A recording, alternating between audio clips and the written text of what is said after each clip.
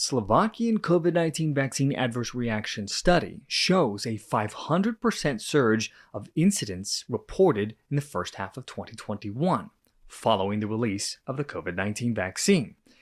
So we're going to discuss what is happening here. And so from Trial Site News, I am Adrian, and our episode is starting right now.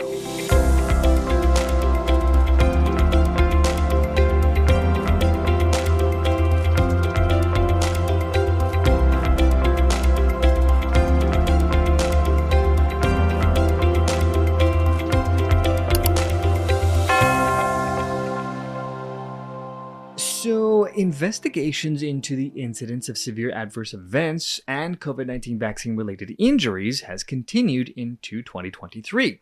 In Slovakia, a team of researchers with expertise in clinical pharmacology analyzed data associated with spontaneous reports of suspected adverse reactions post-administration with the COVID-19 vaccines. Now, this study is represented by Stefan Lasan, a corresponding author affiliated with Slovak Medical University and Bratislava University Hospital, both in Slovakia. Now, he and his colleagues have had their findings published earlier this year in the peer-reviewed journal Frontiers Pharmacology. This study looks into COVID-19 vaccination rates in the Slovak Republic, where the vaccination rate was at 58%, which was well below the target, below the World Health Organization's goal of 70%.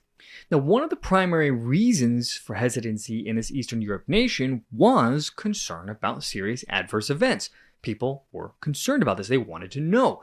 Thus, the importance of this study is to review the incidence of reported adverse reactions of authorized COVID-19 vaccines, which in Slovakia include Comirnaty or Pfizer, Vaxzevria, which is AstraZeneca, and Spikevax from Moderna, registered with the State Institute for Drug Control between January 1st, 2021 and May 31st, 2021. Now, they conducted this retrospective analysis, and the researchers report on their first analysis targeting the nation of Slovakia involving the incidence of reported adverse reactions associated with COVID-19 vaccines. Now, while tracking spontaneous adverse events has been difficult given the call for reporting on such events during the study time period, the study authors report a significant increase in such reports, a 5-fold increase in vaccine-related incidents in just the first half of 2021. The AstraZeneca shot was associated with the highest rate of suspicious serious adverse events. Now, Lasan and colleagues wrote that during the evaluation period between January 1st of 2021 to May 31st of 2021, 5,763 suspicious adverse reactions were reported to Slovakia authorities. The authors reported a significant increase in the number of suspicious adverse reactions. Of all the reports to authorities during this period, 93% of the incidences were associated with the COVID-19 vaccines. Lasan and his team noted that in comparison of the extent of all adverse reactions, there is clearly a statistically significant difference between all types of vaccines administered at the time. Now, the Slovakia-led study team identified no difference from a statistical standpoint between adverse events reported with mRNA shots from Moderna or Pfizer BioNTech. But, as mentioned, AstraZeneca's Vaxzevria is identified with significantly more proportion of suspicious adverse events. Now, this table shows the adverse reactions for all vaccination. Note that 93% of these are associated with COVID-19 vaccine. Now, something else about this graph that we should take note. In 2021, the numbers you're seeing here are only from January to May. And what this means is the total numbers of incidences will most likely be markedly higher.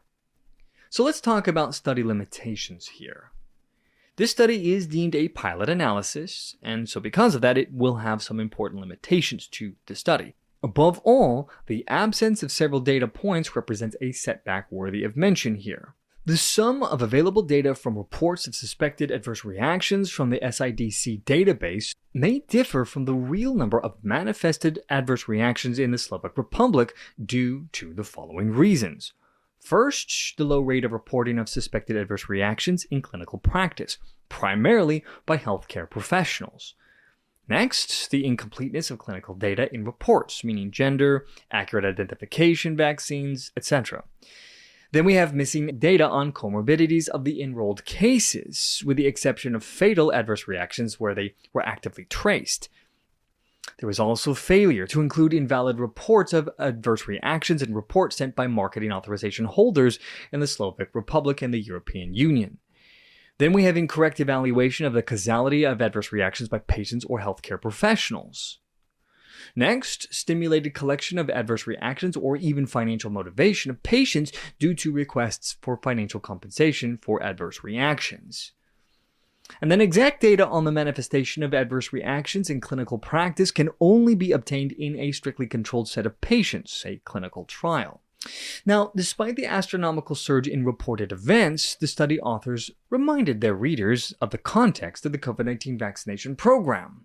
They point out that there was a deadly viral pandemic that led to several million deaths worldwide. Thus, when factoring in this pilot analysis you see, plus international studies and meta-analysis, the authors argue that, quote, COVID-19 has an acceptable short-term safety profile.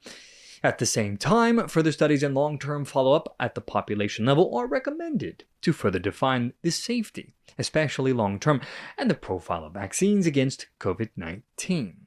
Now, the authors also point out that more research is needed, countering universal acclaim for vaccines across Western media.